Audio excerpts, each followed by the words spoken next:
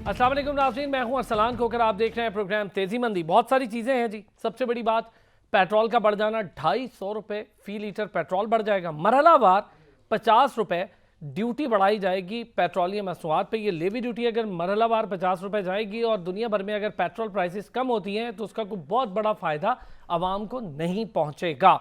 Stock market में मिला जुला रुझान। दूसरी तरफ पाकिस्तान ने शुरू के यानी इब्तदाई 11.5 माह में 13 अरब डॉलर से जायद का गैर मुल्की कर्ज लिया है। मुल्की कर्ज तो अपनी जगह है। तवानाई के निर्ख बढ़ रहे हैं, महंगाई का एक सैलाब है। 15% सिर्फ कहा जा रहा है, लेकिन अगर आप कोई भी चीज़ खरीदने चाहें तो पिछले मंथ से डबल रेट पर आपको मिल रही है। इससे आपको अंदाज़ा हो जाता है कि महंगाई किस तरह से बढ़ रही है। रेवेन्यू के मंथ में 29% ज़्यादा इकट्ठा किया है FBR ने, जिसका मतलब है 60 खरब रुपए इकट्ठे कर लिए हैं। और इसी के साथ साथ पेट्रोलियम जो सब्सिडीज थी उसकी मद में 182 खरब रुपीस का डेफिसिट भी साथ ही आया है। इसके 2021-22 के इब्तदाई 11 माह में करंट अकाउंट खसारा 15 अरब डॉलर से बढ़ गया है। और इसके साथ साथ बजट पर तनख्वाहदार तबके के लिए जो रिलीफ था वो ख़त्म हो गया है और अभी तक IMF से कोई बात नहीं हुई है। राना एहसान अफजल खान साहब माहिर मौशियात है, हमें स्टूडियोज़ में आज ज्वाइन किया है। स्पेशली बहुत शुक्रिया राना साहब आपका भी। नईम सिद्दीकी साहब माहिर इक्तिसादियात है, उन्होंने भी स्टूडियोज़ में आज मुझे ज्वाइन किया है। बहुत शुक्रिया रहीम साहब। राना साहब आपसे शुरू करते हैं सर। पहले तो करंट अकाउंट डेफिसिट, फिर ट्रेड डेफिसिट, उसके बाद आवाम के लिए एक बड़ा बोझ पेट्रोलियम की सूरत में लेवी ड्यूटी 50 रुपये मरहलावार बढ़ेगी। पिछली हुकूमत ने जो किया सो किया, लेकिन वो ये कहने पर बिल्कुल हक बेजानिब है कि हमने तो रोक के रखा हुआ था सारा कुछ।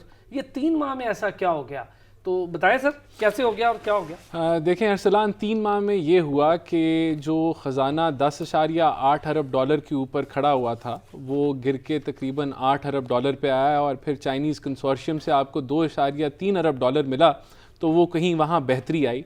तो ये जो बैलेंस ऑफ पेमेंट का क्राइसिस है, ये पाकिस्तान के लिए सबसे बड़ा चैलेंज था जब ये हुकूमत आई।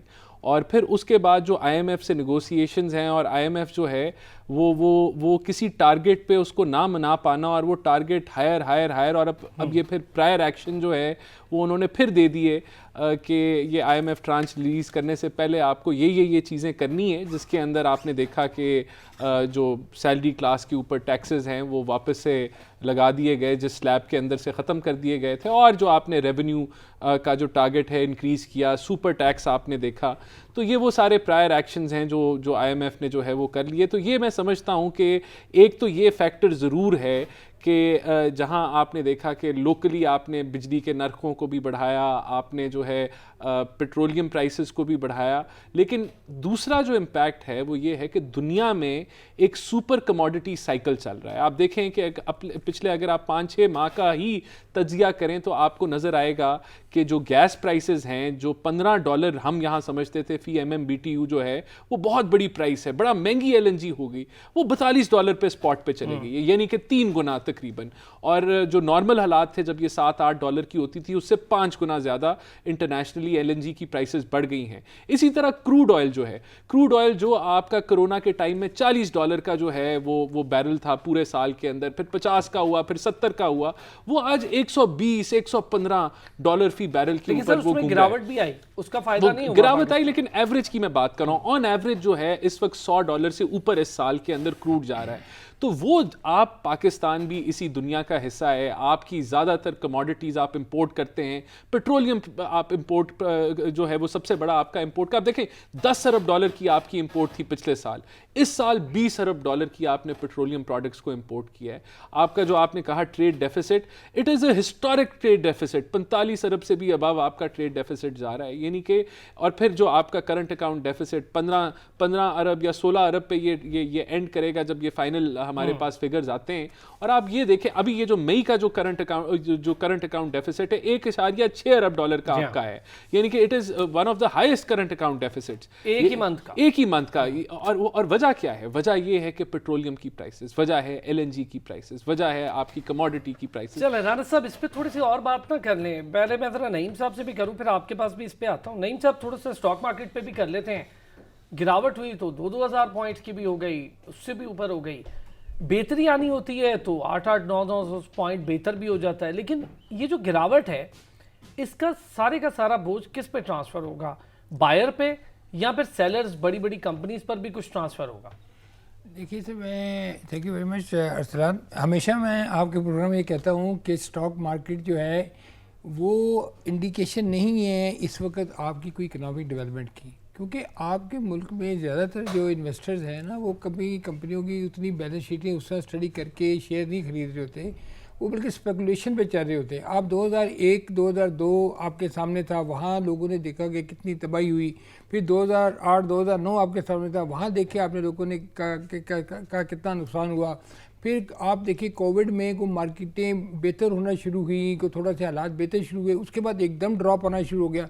अब जब आपकी स्टॉक मार्केट आपकी इकोनॉमिक स्टेबिलिटी को छोड़ के पॉलिटिकल सिचुएशन की तरफ कन्वर्ट होना शुरू हो जाए, या पॉलिटिकल सिचुएशन को देखना शुरू हो जाए, और एक दिन एक लीडर के बयान पे गिर जाए, अगले दिन दूसरे लीडर के बयान पे गिर जाए, तो वहाँ आप स्टॉक मार्केट के बारे में कोई प्रिडिक्शन कर ही नहीं सकते।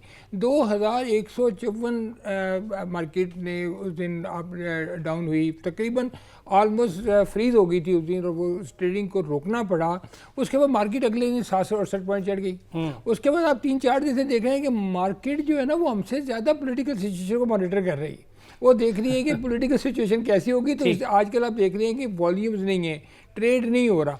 अच्छा अब दूसरी बड़ी कंपनीज को कोई नुकसान है? ब्लू चिप्स की बात कर रहा हूँ, बहुत बड़ा नुकसान नजर आया आपको? मेरे शेयर्स हैं वो मार्केट में बिक चुके हैं, ठीक, और लोगों के हाथ में। सही है, एक बड़ी कंपनी है ना फाइजर में, उसके 20 मिलियन शेयर मार्केट में बिक चुके हैं, उसने एक सर्टेन प्राइस में बेच दिए, उसको कोई नुकसान उसको क्या नुकसान होना है? वो वेट, हाँ, वो अपनी प्रोडक्शन बेहतर करती है, अपनी एक्सपोर्ट बेहतर करती है, अपने रेवेन्यूज बेहतर करती है, बैलेंस शीट में अपने प्रॉफिट्स बेहतर शो करती है, या कोई भी ऐसा बेसिक फंडामेंटल या ऐसा फैक्टर जो शो करती है कि जिसकी में उसकी प्रॉफिट नजर आ रही हो। अब आप देखें कि फॉर एग्जाम्पल आप रिफाइनरी को देख लें, इस वक्त हमारे रिफाइनरी जो है ना वो बहुत डाउन है। पेट्रोलियम सेक्टर प्राइसेस बढ़ रही हैं, आज भी आप देख लें NRL को देख लें, आज आप ATRL को देख लें, वो डाउन है। तो ये जो आप, जब तक आपके मुल्क में इकोनॉमिक स्टेबिलिटी नहीं होगी और प्रॉपर बैलेंस होगी नहीं, हाँ, अब ये बात है। हाँ, देखें अभी जैसे राणा साहब भी फरमा रहे थे, सिचुएशन ये है कि आप चीज़ें महंगी क्यों होते हैं। देखिए ना, मुल्क का करंट अकाउंट डेफिसिट जो है वो क्यों बढ़ता है, इसलिए बिल आपका इतना ज़्यादा है। सर देखिए, अब ये तो सबको नजर आ रहा है ना, आज से नहीं है, हमेशा से आता आ रहा है। बात ये है कि हमने गेन में क्या किया है, हमने डेवलपमेंट में क्या किया है, हमने प्रोग्रेस में क्या किया है, हमने डॉलर अर्न करने में क्या किया है, हमने कौन सा ऐसा काम किया है कि दुनिया को जाके बताइए हमसे डॉलर खरीदो। अब देखें, अभी 29% जो है वो टैक्स लगा दिया कॉर्पोरेट, उसके बाद 10% आपने सुपर टैक्स लगा दिया। आपने सोचा कि इससे इंटरनेशनल कंपनीज कितनी इफेक्ट होगी, हमारी लोकल कंपनीज तो इफेक्ट होंगी। आप देखें, आयरलैंड ने इस वक्त पूरे यूरोप में सबसे लो टैक्स कर दिया कॉर्पोरेट। वो पूरे यूरोप से जो ना, कोई फ्रांस से, कोई बर्लिन से, कहीं से, कोई इटली से, वो अपने हेड ऑफिस बांग्लादेश ने इंडस्ट्रियल लिहाज से बांग्लादेश में बड़ा बूस्ट है। बांग्लादेश पे तो हम बाद में आते हैं ना, लेकिन ये देखें, हम टैक्स की बात करें, आज अब कहते हैं टैक्सेशन में छूट है नजर, इसीलिए तो बात कर रहा हूँ इसकी। अब देखें, जब आप अपना हाउस इन ऑर्डर नहीं करते, आपको पता है जब ये खबर आती है कि बिजली महंगी होगी तो स्टॉक मार्केट इफेक्ट होती है, जब खबर आती है पेट्रोल महंगा हो गया स्टॉक मार्केट इफेक्ट होती है, जब आप बैंकों के रेट बढ़ते हैं, जब मॉनेटरी पॉलिसी अनाउंस होती है, तो हर वो मैन्युफैक्चरर जो बैंक की बोरिंग पे काम कर रहा है, और नॉर्मली सारे बैंक की बोरिंग पे काम करते हैं ना, तो जब वो मार्केट जो है डिस्टर्ब होती है। अब हम जो आवाम को, या देखें, गवर्नमेंट हमसे बेहतर है, इसलिए गवर्नमेंट वो चला रहे हैं। अब वो कौन से ऐसे मेजर हैं जो उनको लेने चाहिए, जो हम उनको बताने की कोशिश करते हैं, वो उनको पहले से समझ है। ये नहीं कि उनको समझ नहीं है। बेसिक ये है कि वो एक लिमिटेड अवेलेबल सोर्स में काम करते हैं। अब आपको पता है पाकिस्तान की total consumption of petroleum per day 556,000 barrel है, या दूसरे लफ्जों में 27.6 बिलियन बैरल। साहब अभी थोड़ा बता रहे थे हमें ऑफ द रिकॉर्ड के 20% बड़ी भी है petroleum consumption. 27.6 billion barrel per day हमारी कंजम्पशन है। अब फिस्कल डेफिसिट इस गवर्नमेंट ने कितने मदद से पूरा कर लिया, 100 रुपये बढ़ा दिए, 27.6 बिलियन या 28 बिलियन अप्रोक्सीमेट। ठीक है, वो आपने पूरा कर तो 2800 बिलियन यहाँ से पूरे कर लिए। ठीक। अच्छा, उसके बाद आपने इलेक्ट्रिसिटी बढ़ा दी, आपने 1000 बिलियन वहाँ से पूरे कर लेने, गैस से 1000 बिलियन पूरे कर लेने, और डायरेक्ट टैक्सेशन से 1000 बिलियन आपने बढ़ा दिए। चल अब ये इस पे और बात करूंगा। ये आपने जो फॉर्मूला दिया है ना, नहीं इस पे और राणा साहब, सर गैस की बात कर लेते हैं। अगर हम उस पर टैक्सेस देखें, पहले सेस टैक्स ने बड़ा मसला डाल रखा था एक ज़माने में, वहाँ पे इंडस्ट्री बहुत ज़्यादा परेशान रही। दीगर गैस की प्राइसेस अगर देख लें, टैक्सेशन मिला के वो भी बढ़ गई। जहाँ पे 100, 200, 300 टैक्स गैस का बिल आता था आम घरों का, वहाँ 5-5 हज़ार बिल आ रहा है। इसी तरह बिजली का बिल अगर देखें, आम घरों की बात करूँ, वो अब 4-5 हज़ार, 8 हज़ार तो कोई चीज़ ही नहीं रह गई सर। 2-3 पंखे चले, एसी ना भी हो, कूलर चल जाए, इतनी गर्मी में एयर कूलर की बात करो, फ्रिज हो, तो आपका बिल तो 13-14 हज़ार आता है। क्या कहेंगे सर? देखें, जो पावर एनर्जी का जो क्राइसिस है दुनिया फेस कर रही है, और इसमें हो ये रहा है कि दुनिया भर में 30% इन्फ्लेशनरी हाइक है, 50% इन्फ्लेशनरी हाइक है। जिस तरह यूनाइटेड स्टेट्स है, उसने 75 बेसिस पॉइंट से अपना जो मॉनेटरी पॉलिसी है उसको बढ़ाया है। अच्छा राणा साहब, माज़रत के साथ एक छोटा सा ब्रेक लेना है, मैं ब्रेक से वापस आता हूँ तो इसी पर आपसे बात करूँगी। एक छोटा सा ब्रेक लेते हैं।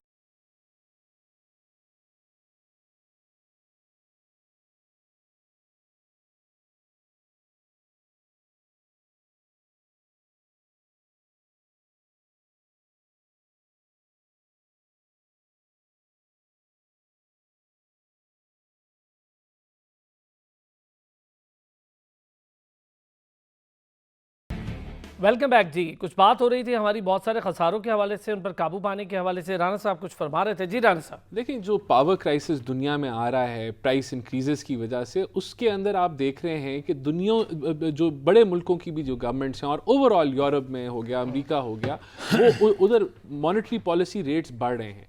और वो इसलिए उनको बढ़ा रहे हैं कि वो डिमांड डिस्ट्रक्शन चाहते हैं। आज जो फोकस है हुकूमतों का, वो इस चीज़ में नहीं है कि ग्रोथ मिले, उनका फोकस है कि हम इन्फ्लेशन को कंट्रोल करें। और इन्फ्लेशन को कंट्रोल करने के लिए जो है वो मॉनेटरी पॉलिसी जो है बढ़ाई जा रही है, और उससे ये होगा कि डिमांड डिस्ट्रक्शन होगी। अगर डिमांड डिस्ट्रक्शन होती है और दुनिया रिसेशन की तरफ जाती है, तो फिर हम देखेंगे कि ये जो सुपर कमोडिटी साइकिल जो चल रहा है दुनिया में, उसमें ब्रेक आएगी, और फिर आपका जो क्रूड ऑयल है, जो आपका LNG है, उनकी कीमतों में गिरावट आएगी। तो ये जो साइकिल है, इससे पाकिस्तान की मईशत लिंक्ड है।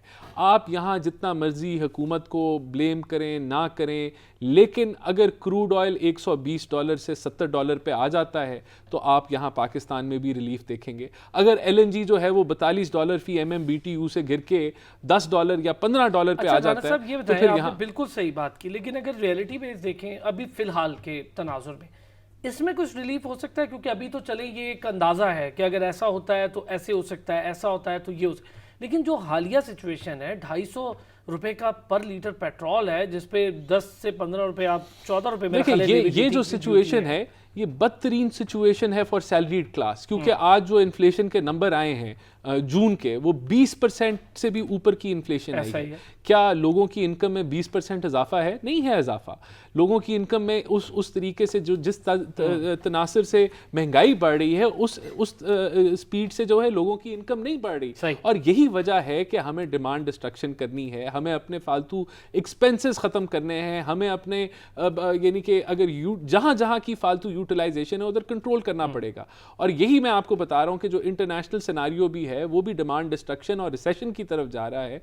और इस मुल्क में भी आगे आने वाले दिन और मुश्किलात हैं, क्योंकि अभी जो आपकी प्राइस हाइक्स आई हैं इलेक्ट्रिसिटी की, अभी जो गैस की आने वाली हैं, शायद आपने जो पेट्रोल और बढ़ाना है, अगर क्रूड ऑयल की प्राइसेस ना गिरी, तो फिर जाहिर सी बात है आपको लेवी जो है वो 50 रुपए तक लेके जाना है IMF के मुआहदे तक को पूरा करने के लिए। तो फिर यहाँ एक और इन्फ्लेशन, तो 300 प्लस, बिल्कुल मैं समझता हूँ कि IMF भी इधर अनरीजनेबल हो रहा है। IMF जो है वो ये जानते हुए कि खुदा ना खास्ता अगर सोशल अनरेस्ट पाकिस्तान में आ जाता है इस प्राइस हाइक से, तो फिर वो पूरा जो IMF जो चाह रहा है कि फिस्कल डिसिप्लिन आए, यहाँ आप अपने खसारों को करें, तो वो वैसे ही वो रैप अप हो सकता है सारा निज़ाम। तो मैं समझता हूँ कि यहाँ IMF के साथ देखिए बेसिकली ये वैसे बड़ी रियलिस्टिक सारा एनालिसिस किया है बहुत इशू के फिगर्स के साथ। ये पेट्रोलियम जो है, ये LNG जो है, ये हमारा लोकल प्रोडक्ट तो है नहीं, इंटरनेशनल। अच्छा एक बात आप 2000 से नहीं साहब, आपसे भी पहले आप उसमें पहले ऐड करें एक बात बताएं, हम सुपर टैक्स की बात करते हैं जब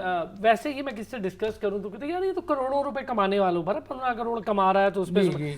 लेकिन सर जब कोई कमा रहा है और वो इस मुल्क में फैक्ट्री या किसी मद में कुछ चीज़ बना रहा है, इसका मतलब ये है कि वो सारी प्रोडक्ट का नज़ला, सारे पैसों का नज़ला, जीएसटी 5-5 बार ले लेते हैं। आप रेस्टोरेंट चले जाएं, आपने बंद पहले से खरीदा होता है, सब कुछ खरीदा होता है, उस पर ऑलरेडी टैक्स दे चुके होते हैं, फिर हमारे बैठने पर वो एक और टैक्स दे देते हैं। अभी तो मेरा ये है कि वो नज़ला तो आवाम पे देखिए सर, वो तो ज़्यादा कमाने की सजा भी तो होती है ना, तो वो आपको उसको उस मद में ले लें पहले। वैसे जो मैंडेट जो फाइनेंस बिल है ना, उसमें वो शायद लिखा हुआ कि हर साल ये सुपर टैक्स लेंगे। वैसे पहले इन्होंने कहा था वन टाइम ही लेंगे। आयशा खौस पाशा साहिबा के आम आदमी पर आप कोई नुकसान नहीं देखें, होगा, आप उनकी बातें छोड़ें, जो एक्चुअल फैक्ट है ना, बात क्या है। IMF के साथ का स्टाफ लेवल एग्रीमेंट हो गया, लेकिन अभी तक ड्राफ्ट शेयर नहीं हुआ। बिल्कुल ठीक। लेकिन इसकी जो लीगल साइड है ना, वो अभी तक कवर नहीं हुई। उन्होंने क्या कहा है, उन्होंने कहा जी 30,000 रुपये पर टन LPG पे आप लेवी लगाएंगे। अब जब उसका ट्रिकल डाउन इफेक्ट होता है तो 300-350 रुपये सिलेंडर महंगा, बिजली भी महंगी हो जाएगी। नंबर 2, उन्होंने कहा जी electricity tariff to be announced, ठीक कि क्या होगा, 7 रुपये अपने बढ़ाने हैं तो कैसे बढ़ाएंगे, 10 रुपये बढ़ाने हैं तो कैसे बढ़ाएंगे। तीसरा उन्होंने कहा है कि government should become independent to determine the prices of the petroleum products. मतलब गवर्नमेंट का अमल तक कोई होगा, नेपरा से ओगरा के साथ गवर्नमेंट, मतलब वो लिंक हो जाएंगे इंटरनेशनल करेंसी, इंटरनेशनल प्राइसेस के साथ, वो उन्होंने कहा है। दूसरों ने कहा जी एंटी क्राफ्ट जो लॉ है वो बनाने हैं उन्होंने। उसमें यह है कि अब आपने 1985 तक तो आपने नैब को उड़ा दिया, लेकिन IMF ने पहली दफ़ा आपके इंटरनल मैटर में इंटरफेरेंस किया है कि उन्होंने कहा ये ग्राफ्ट लॉ बनाएं और उसके अलावा जो आपके करप्शन लॉज हैं उनको रिवाइज़ करें। ठीक है, ये उन्होंने हमें सारी चीज़ें बतानी। और पाकिस्तान की इकॉनमी को ठीक करना है आपने, उसके 2 तरीके हैं। एक तरीका तो यह है कि आप गवर्नमेंट अपने एक्सपेंडिचर्स कम करें। अगर 15% एक्सपेंडिचर्स कम कर ले तो तकरीबन 1.5-2 हज़ार अरब की बचत हो जाती है। लाखों रुपए का बिल बिजली की मद में प्राइम मिनिस्टर हाउस का आता है। दूसरी सूरत हाल ये है कि अब लोगों पर टैक्स लगा दें। अब लोगों पर टैक्स लगाना वो इजी काम है, वो जो उन्होंने लगा दिया। अब 10 साल पुरानी गाड़ी पे भी उन्होंने CVT लगा दी। पहले 5 साल मैक्सिमम लिमिट थी। उसके बाद आपने देखें डीम्ड असेसमेंट, मतलब आपका एक मकान है और एक मकान आपका खाली पड़ा हुआ है, एक प्लॉट खाली पड़ा हुआ है और उसका कोई इस्तेमाल नहीं आप करें। उन्होंने कहा जी इसके ऊपर हम फेयर मार्केट प्राइस के ऊपर 5% इसका टैक्स लगाएंगे, उस 5% इसकी वैल्यू डिटरमिन करेंगे, उस पर टैक्स लगाएंगे। अभी ये एम्बिग्विटी है, लेकिन इसमें आ गया है। कितनी लैंड बिल्डर कंस्ट्रक्शन इंडस्ट्री है, सबको उन्होंने बुक कर दिया है इस तरह कि 6 साल तक आप वो चीज़ बेच ही नहीं सकते। अब जो फॉरेन इन्वेस्टर है पाकिस्तान में, वो 22% अपनी जो रेमिटेंस है उसको प्रॉपर्टी में इन्वेस्ट करता है, क्योंकि हर दुनिया में पाकिस्तान की ख्वाहिश है कि मेरा पाकिस्तान में घर हो। बाकी पैसे वो अपने घर के खर्चे के लिए बेचता है, कोई भाई को, बहन को, बच्चों को। ये सही है। अब जब उनको ये पता चलेगा कि हमने एक प्लॉट लिया था 10 साल पहले और हमने उसको बनाया नहीं, आज उसकी फेयर मार्केट प्राइस जो है ना 50 करोड़ हो गई है, 5 करोड़ हो गई है, और उसके ऊपर हमें 5 लाख रुपये साल का टैक्स देना है, तो हाउ दे विल कंटिन्यू। आपको पता है तो पूरे पाकिस्तान में प्रॉपर्टीज़ की वैल्यूज़ डाउन हो रही हैं और जॉब्स ख़त्म हो रही हैं। टेक्सटाइल मिल्स जो है ना नौकरों को निकाल रही हैं। बुरी बात नहीं है, लेकिन प्रॉपर्टी वैल्यू डाउन करने के लिए मैकेनिज्म होना चाहिए ना। आप एकदम अब्रप्टली करें। आप कराची की टेक्सटाइल मिल अपने बंदे ने कही, इस वजह देखिए अब मिल ओनर हमारे साथ भी बैठे हुए हैं, कि इंडस्ट्रीज बैठे हुए हैं। अब इनसे आप पूछेंगे इनके इश्यूज़ क्या हैं। अच्छा चलो जी, आपने सुपर टैक्स लगा दिया, वेरी गुड। आपने इनकम टैक्स एम्प्लॉयज़ पे लगा दिया, आपने सैलरीज पे लगा दिया, वेरी गुड। लेकिन आप उनको को जी आपकी हेल्थ फ्री है, आपकी एजुकेशन फ्री है, आपकी एजुकेशन फ्री है, आपको ट्रांसपोर्टेशन फ्री है। जब दुनिया की आप बात करते हैं, और तेल तो चलो पाकिस्तान में 250 रुपये है, दुबई में भी 250 रुपये है, इंग्लैंड में भी 500 रुपये हो गया, इंडिया में। लेकिन फैसिलिटेशन क्या है यार, जब आप टैक्स देती हैं तो फैसिलिटेट भी तो करें ना आपको। जब आप फैसिलिटेट ही नहीं करेंगे, यानी कि आपके बच्चों की फीसें भी चलेगी टैक्स के ऊपर। 20% टैक्स आपकी तनख्वाह का 20% जा रहा है। बिल्कुल दुरुस्त बात है। तो वो तो आपके बच्चों की फीसें बात कर रहे हैं 50,000 रुपए वाला कमाने वाले पर टैक्स की छूट है, और अब 50,000 से 1,000 भी ऊपर कमा रहे हैं तो आप फंस गए। आपने टैक्स भरना है, यानी आप 2.5%। ये बिल्कुल ऐसा ही है जैसे सर वो आपको याद होगा कि हमारे पास सर वो चेयरमैन आए फर्नीचर एसोसिएशन के, उन्होंने बताया कि जी फर्ज करें 1800 हदूद अरबे वाले जो दुकानें हैं उस पर टैक्स नहीं है, हालांकि उसके बराबर में एक दुकान है जो बेचारे ने किराए पे लिया, उसका 2000 का है, तो वो फंस गया कि यार मेरे रकबे की वजह से मुझे टैक्स देना पड़ा जबकि मेरा कारोबार ही इतना है। तो ये जो चीजें हैं सर, एक तो ये, दूसरा सर अब हम ये कैसे इसको करेंगे कि आप टैक्स भी ले लें, इनडायरेक्ट टैक्स की भरमार हो, बिल आप जरा देखें उस पे आपका 13,000 बिल होगा, 10,000 टैक्स होगा उस पे, उसकी भी भरमार हो, ले आप टिका के रहें, दे आप क्या रहे हैं सर, फ्री दवाइयाँ नहीं हैं, सेहत कार्ड के नाम पे जो कुछ दिया वो सब लोग जान। अभी आपके पास ना तो ट्रांसपोर्टेशन अच्छी है, मुझे बताएं मेट्रो अक्सर बंद रहती है, कोई मसला हो जाए तो सर ऐसा ही है नहीं सर, बिल्कुल अक्सर बात। दूसरा उसके रेट्स बढ़ गए, किसी चीज़ पे आप रिलीफ नहीं दे रहे, ना हेल्थ पे, ना एजुकेशन पे, ना ट्रांसपोर्टेशन पे जो बेसिक है। फिर उसके बाद हम पानी भी नहीं देते, पानी नहीं है सर इस मुल्क में, कराची के लोग रो रहे हैं, कराची के लोग रो रहे हैं, मंसूबे पूरे नहीं हो रहे, केव और पता नहीं कब होगा, कब पूरा होगा हमें नहीं पता, हमारे बच्चे भी देख पाएंगे वो या नहीं। ये सारी चीज़ें सर, ये दें तो टैक्स लें। देखें, अभी तो इस तरह है कि आगे दलदल है और पीछे खाई है। अगर आप जो है वो दुनिया की अगर ये जो सारा पावर क्राइसिस है, आप जब अगर ये प्राइसेस पास ऑन नहीं करते तो आपके खसारे बढ़ते हैं तो आप एक फेलियर स्टेट की तरफ जाते हैं। तो ये हुकूमत शॉर्ट टर्म के अंदर जो है अगर ये कहे कि अभी फौरी तौर पे अपनी टैक्स बेस बढ़ाए तो वो भी मुमकिन नहीं लगती, इन्फोर्समेंट कैसे करे। तो ये मेरे ख्याल से शॉर्ट टर्म के अंदर जो गवर्नमेंट एक्शंस ले रही है ये बड़े मुश्किल हैं, और इसके अंदर जो उसका इम्पैक्ट है वो इन्फ्लेशनरी है, और उससे जाहिर सी बात है आगे मैं देख रहा हूँ कि मसाइल जो हैं वो एक आम आदमी के लिए डेफिनेटली बढ़ने की तरफ जा रहे हैं। देखें अभी आप आगे देखें, जब अगर डिमांड डिस्ट्रक्शन होती है दुनिया में तो उसका आपकी एक्सपोर्ट पे क्या इम्पैक्ट आएगा, वो नेगेटिव इम्पैक्ट आएगा।